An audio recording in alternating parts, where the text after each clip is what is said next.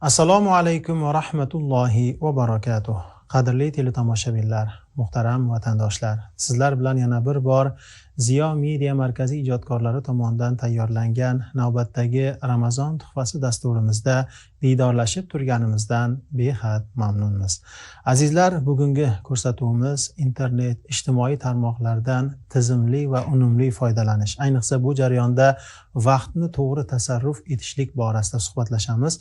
Bugungi mehmonimiz esa Imom Moturudiy xalqaro ilmiy tadqiqot markazi katta ilmiy xodimi hamda O'zbekiston xalqaro islomshunoslik akademiyasi katta o'qituvchisi Ixtiyorjon domla Abdurahmonovni taklif etganmiz.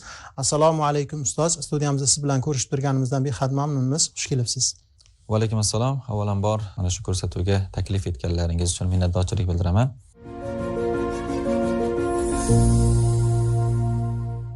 Ustoz, mana internet, ijtimoiy tarmoq hayotimizning bir bo'lagiga aylandi. Ayniqsa hayotimizning ikkinchi bir qismi desak ham xato bo'lmaydi.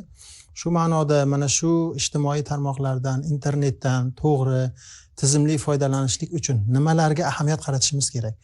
Bismillahirrohmanirrohim. Alhamdulillah vassalatu vassalamu ala rasulillah. Albatta, islom dinida har qanday yangilik agar u insoniyatga foyda keltiradigan bo'lsa, shariat hukmlariga zid bo'lmaydigan bo'lsa, u ne'mat o'laroq qaraladi. Hozirgi kunda albatta internet ham mana shunday vositalardan biriga aylandi. Ijtimoiy tarmoqlar ham albatta bu vosita hisoblanadi. Masalan, insonning hayotida pichoq qanday o'rin tutsa, ijtimoiy tarmoqlar ham, internet ham mana shunday o'rin tutadi desak mubolag'a bo'lmaydi. Chunki mana inson pichoqni uni o'sha foydali narsalarga ishlatishi ham mumkin yoki kimdir hayotiga suiqasd qilish uchun ishlatishi ham mumkin. Internet ham xuddi shunday. Kimdir undan oqilona, yaxshi yo'llarga foydalanadi. Aksincha kimlardir internetdan o'zini g'arazli maqsadlarini yoyish uchun yoki qanaqadir o'zini shahvoniy narsalarni qondirish uchun foydalanadi. Shuning uchun har bir musulmon inson internetdan foydalanayotgan paytda albatta mana shu jihatlarga e'tibor qaratish kerak. Ulamolar internetdan foydalanayotgan paytda o'sha ba'zi jihatlarni doim yodda tutishni ta'kidlab o'tishadi. Birinchisi o'sha mas'uliyat hissini odam doim zehnida saqlab turishi kerak. Ya'ni Alloh subhanahu va taolo insonni har qanday holatda kuzatib turadi. Zero Alloh subhanahu va taolo Qof surasida shunday marhamat qiladiki, astag'firu billah, ma yalfizu min qawlin illa ladayhi raqibun atid. Ya'ni inson har qanday so'zni talaffuz qilar ekan, albatta uning oldida kuzatuvchi farishtalar bo'ladi, deydi. Bu oyat karimadan ham shuni anglash mumkinki, demak insonni og'zidan chiqadigan har qanday talaffuz farishtalar tomonidan yoziladi. Fiqh kitoblarida alohida aytiladiki, al-kitab kal-xitob deydi, ya'ni yozish ham go'yoki gapirish singaridir deydi. Internetda faqatgina men gapirganim yozilar ekanda deb bilmaslik kerak inson, balkim insonni o'sha yozuvlari ham u yoki gapirishni o'rniga o'tadi va bu har qanday internetda yozilgan gaplar albatta u bizning nomai amolimizga yoki yaxshi nomai amolimizga yoki aksincha yomon nomai amalga bitiladi. Demak, Imom Moturudiy hazratlari ham o'zlarining tafsirlarida juda ham ko'p aytadilar, ya'ni muroqabatulloh. Alloh subhanahu va taolo doim kuzatib turganini his qilish kerak. Birinchi navbatda biz farzandlarimiz tarbiya qilayotgan paytimizda ham mana shu nima deydi, hissiyotni ularga uqtirishimiz kerak. Keyingi asosiy tamoyillardan bittasi shu ma'lumotlarni aniqlashtirish kerak. Internetdan foydalanayotgan paytda har qanday ma'lumotni o'shaligi ulashish yoki tarqatishga shoshilmasdan, balkim uni avvalo tekshirish kerak. U rost xabarmi, yolg'on xabarmi yoki kimdir bu obro'siga putur yetkazuvchi ma'lumot bo'lishi mumkin. Ayniqsa bu narsalarda juda ham ehtiyot bo'lish kerak.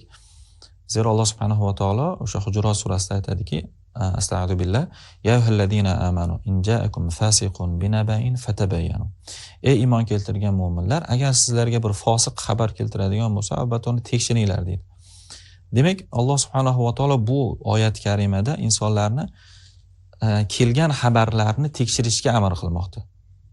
Har qanday narsani tarqataverish ham u musulmonga xos amal emas. Payg'ambarimiz sollallohu alayhi vasallam aytdilarki, inson eshitgan narsani gapiraverishlik uni yolg'onchiligiga kifoya qiladi dedilar. Shuning uchun musulmon odam internetda kelayotgan har bir ma'lumotlarni, xabarlarni avvalambor uni to'g'ri noto'g'ri ekanligiga tekshirish kerak. Uni hech qachon tarqatishga shoshmaslik kerak. Ulamolar aytadilarki, yana bir o'sha internetni ishlatayotgan paytda e'tibor qaratish kerak bo'lgan narsa o'zgalarning obro' e'tiborini saqlash va g'iybat qilmaslik, masxara qilmaslik. Bu ham asosiy islomning ko'rsatmalaridan biri. Inson real hayotda ham gunohlardan qanday qochadigan bo'lsa, virtual olamda ham mana shunday gunohlardan qochish kerak. Ayniqsa birovning obro'sini to'kish.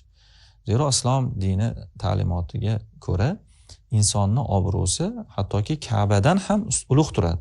Payg'ambarimiz sollallohu alayhi vasallam insonlarni bir-birlarini, xatolarini, kamchiliklarini, aybi nuqsonlarni yashirishga amr qilganlar, buyurganlar. Birovni haqiqatdan aybi bo'lsa, lekin aybi bo'lmasa-chi? Aybi bo'lmasa birovni tuhmat qilish, buxton qilishga olib borish mumkin. Ulamolar aytadilarki, yana bir asosiy e'tibor qaratish kerak bo'lgan jihat bu internetda o'sha nomahramlar bilan suhbatlashish, nomahramlarga nazar solishdan ehtiyot bo'lish kerak.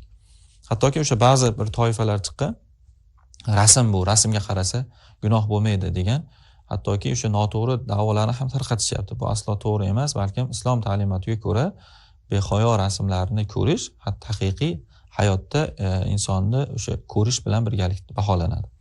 Bu jihatga ham alohida yoshlarimiz e'tibor qaratishlari kerak, o'zlarini yiroq tutishlari kerak. Keyingisi alohida e'tibor qaratishimiz kerak bo'lgan narsa internetda, ijtimoiy tarmoqlarda riyodan saqlanishimiz kerak. Ko'p mana shu riyokorlik insonni qilayotgan ibodatlarini yoki qilayotgan ihsonlarini olib chiqib, o'zini mana shu ibodatini ham savobini to'kilishiga sabab bo'lib qolyapti. To'g'ri, Alloh subhanahu va taolo Qur'oni Karimda sadaqalarni ham jahriy qilish haqida oyatlar keladi, ya'ni buni yaxshi ekanligi, lekin baribir maxfiy qilingan sadaqalar avlo ekanligi va Alloh subhanahu va taolodan qabuliyati yaxshiroq bo'lish haqida Alloh taolo o'zini Qur'oni Karimda marhamat qilgan. Shuning uchun ham ayniqsa ibodat masalalarida o'zini ozgina qilayotgan ishini ham internetga o'sha doston qilib olib chiqib, men palon ishni qilyapman deb ko'rsatib riyo qilib qo'ysa, undan savobidan bebahra bo'lib qolishi mumkin. Chunki hattoki ba'zi kitoblarda riyo kichik shirk ham deyilgan. Bu riyodan ehtiyot bo'lish kerak. Ayniqsa inson har bir qilayotgan ishini shu riyo bo'lib qolmayaptimikan, insonlar ko'z-ko'z bo'lib qolmayaptimikan deb ehtiyot bo'lish kerak.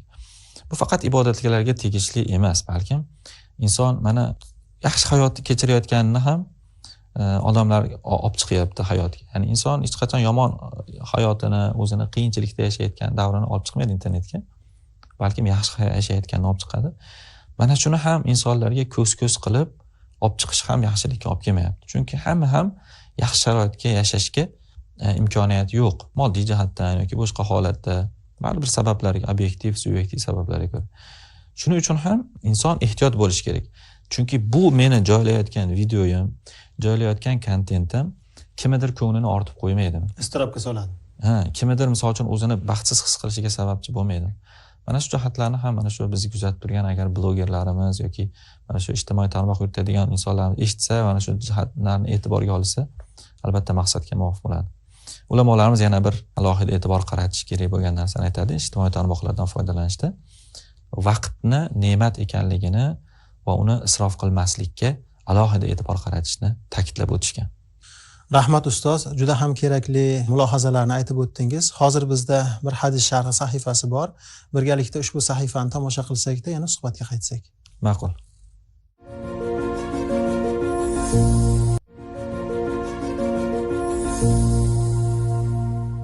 Ustoz, mana suhbat avvalida ulamolarimiz tomonidan internetdan to'g'ri foydalanishlik borasidagi bir qancha o'gitlar, tavsiyalarni aytib kelib, oxirida o'sha vaqtdan unumli foydalanish haqida gapirdingiz. Mana shu ijtimoiy tarmoqlarda odatdan o'zingiz ham sezgandirsiz, ko'rgandirsiz. Bir pastda ancha vaqtimiz o'tib ketib qoladi. Aytaylik, mana Telegramga kirsak, yarim soat ko'z ochimgacha o'tadi. Yoki boshqa misol uchun Facebook, Instagramlarni endi qo'yaverasiz. Shu ma'noda mana shu internet, ijtimoiy tarmoq vositalaridan to'g'ri foydalanishlikda vaqtni qadri haqida ham bir tavsiyalar bersangiz, ogohlikka chaqirsangiz. Rahmat, haqiqatda o'sha dolzarb mavzuni o'rtaga tashladingiz. Dinimizda vaqt bu shunchaki soat millarni o'tish emas, balkim bu insonning hayoti, umr, ya'ni imtihon vaqtlarini o'tishi demak hisoblanadi. Hattoki o'sha mashhur tobiinlardan Hasan Basri rahmatullohi alayhi bir ajoyib gaplari bor. Mana shu mavzuga tegishli aytadilarki: "Ya ibn Adam, innama anta ayyam, fa iza zahaba yawmun zahaba ba'duka." Ey odam farzandi, sen kunlardan iboratsan. Bir kun o'tsa, seni ba'zing ketgan hisoblanadi. Bir bo'laging ketdi. Bir bo'laging ketdi dedilar. Ya'ni inson har bir o'tayotgan kuni uni bir qismi tugayotgan deb o'zini his qilmoqligi kerak. Ulamolar shuning uchun har bir daqiqadan unumli foydalanishgan. Hattoki o'sha tarojim kitoblarida keltiriladiki, Hammod ibn Salamaga ertaga sen vafot etasan desa, kunlik qilayotgan ishlariga birorta amal qo'sha olmasdilar deydi. Tartibli bo'lganida. Qarang, ya'ni u kishi shunchalik darajada har bir daqiqasidan unumli foydalangan. Mana misol uchun sizga yoki menga sen ertaga vafot etasan desa, o'zimizni qanday isloh qilamiz? Qanday tartibga solamiz? Ya'ni vaqt mana shunday ulamolar nazdida qadrli bo'lgan va biz ham mana shunday vaqtni qadriga yetishimiz kerak. Ayniqsa ijtimoiy tarmoqlardan foydalanayotganda, internetdan foydalanayotgan paytimizda bu narsalarni hisobga olishimiz kerak. Chunki haqiqatda siz aytdingiz yuqorida, ijtimoiy tarmoqqa bir kirganda odam 2 soat, 3 soat vaqti o'tib ketib qoladi, bilmagan holatda. O'sha Hanafiy olimlardan Abdul Fattoh Abu G'udda hazratlari o'zlarini ulamolar nazdida vaqt qadri degan kitoblarida bir ajoyib bayt keltiradilar-da. Inson hamma narsani o'lchab ishlatadi. Pulni o'lchab ishlatadi. Bugun paloncha pulni palonchasini palonasiga ishlataman, pistonchasini palonasiga ishlataman deb, ya'ni hamma narsani o'lchov bilan ishlatadi. Lekin umrga kelganda bunday qilmaydi. Umrni o'lchamasdan ishlatadi. Insonning umri bu butun hayoti demakdir. Bu imtihon dunyosi bu. Har bir daqiqa, soat bu o'lchanib ishlatish kerak. Men bugun 1 soatimni palon narsam ishlataman. Qolgan palon soatim palon narsa ishlataman deb, xuddiki go'yoki bizni nazdimizda qadrli bo'lgan pulni qanday ishlatsak o'lchab. Inson o'zimizni hayotimizda ham mana shunday o'lchab ishlatishimiz kerak. Ayniqsa ijtimoiy tarmoqlardan foydalanayotganda juda ham e'tiborli bo'lishimiz kerak. Hattoki o'sha ba'zi o'sha zamonaviy istilohlar ham ishlatilyaptiki, internet ro'za yoki gadjetlardan ro'za tutish degan terminlar ham ishlatilyapti ba'zi o'sha xorijiy davlatlarda. Ya'ni inson o'zini mana shu ijtimoiy tarmoqlardan, internetlardan ma'lum bir vaqtdagina foydalanib, qolgan vaqtlarda undan foydalanmaslikni o'rgatyapti. Demak, biz o'sha vaqtni qadriga albatta e'tibor qaratishimiz kerak. Payg'ambarimiz sollallohu alayhi vasallam aytdilarki: "Ni'matani maghbunun fihima kathirun minan nas, as-sihhatu wal faragh." Ikkita ne'mat borki, insonlar uni qadriga yetmaydilar. Bittasi sog'lik, sihat salomatlik bo'lsa, ikkinchisi bu bo'sh vaqt dedilar. Internetda ikkalasi ham borda ustoz. Albatta, internetda ikkalasi ham haqiqatda. Demak, yana bir narsani alohida e'tibor qaratish kerakki, musulmonlar o'zlarini o'sha lag'vdan tiyishlari kerak. Ayniqsa vaqtni tasarruf qilayotgan paytda. Alloh subhanahu va taolo mu'minlarni sifatlab aytadiki: "Vallazina hum anil lag'wi mu'ridun." Ular shunday insonlarki, lag'vdan yuz o'giradilar. Ya'ni lag'v nima degan? Lag'v bekorchi narsalar degan. Na uni dunyosiga, na oxiratiga foyda bo'lgan narsalar. Bu lag'v hisoblanadi. Mo'min, haqiqiy mo'min inson, taqvodor mo'min insonlar mana shunday lag'vdan yuz o'giradilar. Vaqtlarini faqatgina shu yaxshi narsalarga sarflash bilan o'tkazadilar va har bir daqiqa uni u uchun berilgan imkoniyat go'yoki. Shuning uchun virtual olamda nazorat qilish uchun ulamolar turli xil tavsiyalar berishgan va albatta bu internet fiqhi degan maqolalarda Shayx Muhammad Sodiq Muhammad hazratlari ham alohida uni ijtimoiy odoblarda aytib o'tganlar va boshqa o'zimizni olimlarimiz, ustozlarimiz ham o'zlarining maqolalarida, o'zlarining risolalarida bu narsani aytib o'tganlarki, birinchi navbatda inson ijtimoiy tarmoqlardan foydalanayotgan paytda niyatni to'g'irlash kerak.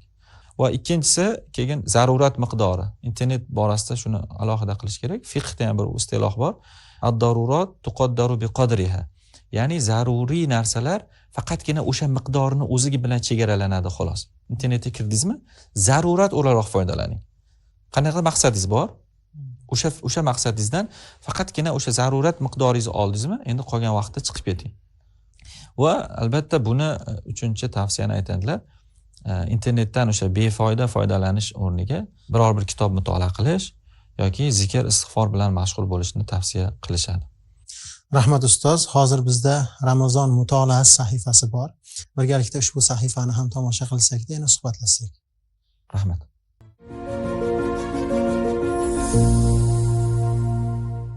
Ustoz, bugungi suhbat juda katta mavzulardan. Buni bitta dastur orqali ochib berish nihoyatda mushkul. So'nggi so'z o'rnida bugungi hayotimizda o'ta ahamiyatli bo'lgan bir masalani ko'tarmoqchiman, ya'ni dinimizga doir bilimlarni, ayniqsa mana e'tiqod masalasi bo'lsin, ruhiy tarbiya yoki fiqhiy masalalarda bo'lsin, internet, ijtimoiy tarmoqdan biror narsa ola olamizmi deb savol bermoqchiman. Ya'ni to'g'ri, tizimli, yaxshi manfaat ola olamizmi va qaysi manbalarga murojaat qilsak adashmaymiz, muammoga duch kelmaymiz, kulfatlar, mushkulotlarga ro'baro kelmaymiz. Mana shu haqida ham bir suhbatlashsak. Darhaqiqat bugungi kunda yuqorida aytganimizdek internet xuddi pichoq singari vazifani bajaryapti. Ya'ni undan biz nima deydi, unumli foydalanishimiz ham mumkin, balkim qanaqadir insonni hayotiga suiqasd ma'nosida ham foydalanish mumkin. Internet ham shunaqa. Hattoki Payg'ambarimiz sollallohu alayhi vasallam aytdilarki, Qur'oni Karimni sifatlab, Al-Qur'anu laka aw alayka. Qarang, Qur'oni Karim ilohiy kitob. Alloh subhanahu va taoloning kalomi. Faqat foyda bo'lmaydimi desa, yo'q, Qur'on seni foydangga yoki zararingga dedilar.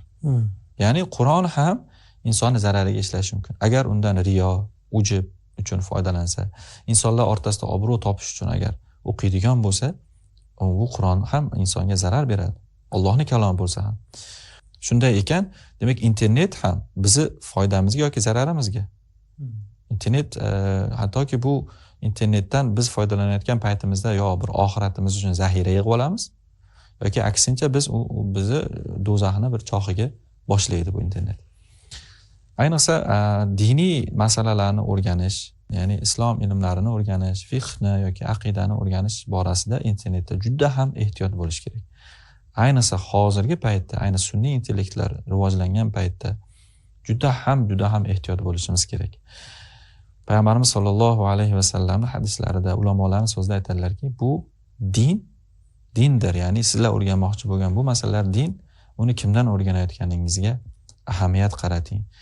Shuning uchun birinchi navbatda bizga o'sha bir qanaqadir savol, diniy savol beradigan bo'lsa, biz ishonchli odamlarga murojaat qilishimiz kerak. Buni avvalo internetdan emas, balkim o'zimizni ustozimiz, o'sha yaqin atrofimizdagi masjiddagi imomlarimiz, ya'ni shu diniy bilimiga ega bo'lgan rasmiy imom xatiblarimizga murojaat qilish kerak. Birinchi tavsiya shu. To'g'ri, lekin hamma ham misol uchun domlani oldiga imkoniyat topa olmaslik mumkin, ayollarimiz yoki boshqalar. Shuning uchun ham mana shu birinchi navbatda uni kimligiga e'tibor qaratishimiz kerak. Uni qanday manba ekanligiga e'tibor qaratishimiz kerak. Shuning uchun nima qilishimiz kerak desa, o'sha O'zbekiston musulmonlar idorasi tasarrufidagi saytlar yoki misol uchun mana O'zbekistonda faoliyat olib borayotgan ilmiy tadqiqot markazlari bor. Imom Buxoriy, Imom Termiziy, Imom Moturidiy xalqaro ilmiy tadqiqot markazi, mana Bahovuddin Naqshband hazratlarining saytlari bor. Mana shunday saytlar, ya'ni ishonchli saytlar, O'zbekistonda faoliyat olib borayotgan ishonchli saytlarda ma'lumot olishga harakat qilishimiz kerak birinchi navbatda. Chunki bilamiz, e'tiqod borasida agar mabodo xatoga yo'l qo'yadigan bo'lsak, bizni bu yoqda amallarimiz ham habada bo'lib ketishi mumkin. Zero So'fiyolar hazratlari mashhur o'zlarining baytlarida aytadilarki, aqida bilmagan shaytona eldir, agar 1000 yil amal deb qilsa yeldir dedilar. Agar kimdir e'tiqod borasida agar xatoga yo'l qo'yadigan bo'lsa, e'tiqodi noto'g'ri bo'ladigan bo'lsa, bu yoqda qilayotgan 1000 yil amal qilsa ham u habada bo'lib ketishi mumkin deganlar. Shuning uchun ham ayniqsa e'tiqod borasida ham juda ham ehtiyot bo'lishimiz kerak. Shu bilan birga fiqhiy masalalarda e'tibor qaratishimiz kerak. Shuning uchun biz oldimizga bir qanaqadir bir tizim, formula qo'yib olishimiz kerakki, ahli sunna val jamoaga ergashamiz. Hanafiy mazhabida amal qilamiz va Imom Moturidiy ta'limotida e'tiqod qilamiz va tasavvufda Naqshbandiymiz. Mana shu ulamolar 3 ta narsani islomning asosini tashkil qilib bergan. O'z islomning asosi ham shu, ya'ni birinchisi iymon bo'lsa, e'tiqod, ya'ni iymon deb ataladi bu hadisda. Ikkinchisi amal, ya'ni bu fiqh qismi. Uchinchisi tasavvuf. Islom mana shu 3 ta narsadan tashkil topgan. Biz demak, aqida borasida, e'tiqod borasida Imom Moturidiy ta'limotlarida ergashamiz, Moturidiylik ta'limotiga ergashamiz. Fiqhda esa Hanafiy mazhabiga va tasavvufda esa tariqat borasida esa Naqshbandiy tariqati biz yurtimizda ko'proq tarqagan. Shuning uchun mana shu jihatlarga e'tibor qaratishimiz kerak. Mana shu mezonni qo'yib olsak agar, bilim olishimiz ham, ma'lumotlarni nima deydi, filtrlashimiz ham shunda oson bo'ladi. Ayniqsa diniy masalalarda mana o'zimizni O'zbekiston musulmonlar idorasida alohida fatvo markazi faoliyat olib boradi. Ular kecha-yu kunduz mana shu diniy savollarga javob berib kelishadi. Hattoki call centerlar faoliyat olib boryapti. Ya'ni o'sha kimdir qanaqadir savol bo'lib qolsa, zaruriy savol bo'lib qolsa, tezda telefon qilib, to'g'ridan to'g'ridan-to'g'ri telefon qilib aloqaga chiqish mumkin va ularda o'sha o'zlarining savollariga javob olishlari mumkin. Hattoki o'sha xorijda yashayotgan vatandoshlarimiz ham, yurtdoshlarimiz ham o'zlarini qiziqtirgan savollari bilan murojaat qilishlari mumkin. O'sha Fatvo.uz saytida, Telegramida alohida o'zlarini murojaat qiladigan silkalar ham qoldirishgan. Bemalol kirib o'zlarini qiziqtirgan savollariga javob olishlari mumkin. Albatta bu o'sha bizim musulmonlar uchun qilingan va bundan foydalanishlari kerak yurtdoshlarimiz. Xulosa o'rinda shuni ta'kidlash lozimki, internet haqiqatda bu katta bozorga o'xshaydi. U yerda bol ham, zahar ham sotiladi. Shuning uchun avvalo o'zimiz, keyin farzandlarimiz internetdan foydalanayotgan paytimizda, demak, bizning dunyomiz uchun ham, oxiratimiz uchun ham foydali bo'lgan ma'lumotlardan foydalanishimiz kerak, iste'mol qilishimiz kerak va bu bilan biz vaqtimizni bekor o'tkazmasligimiz, balkim biz nima uchun hayot kelganimiz, bu hayot inson uchun sinov uchun berilganligi-yu, inson hayotda faqat yaxshilik qilishi kerakligini unutmasligimiz lozim hisoblanadi. Muhtaram ustoz, avvalambor bugungi tashrif, yuqoridagi mazmunli suhbat uchun minnatdorchilik bildiramiz. Kelgusidagi ilmiy ijodiy ishlaringizda muvaffaqiyatlar tilab qolamiz. Kelgusi ko'rsatuvlarimizda yana ko'rishguncha xayr, salomat bo'ling. Vassalomu alaykum va rahmatullohi va barakatuh.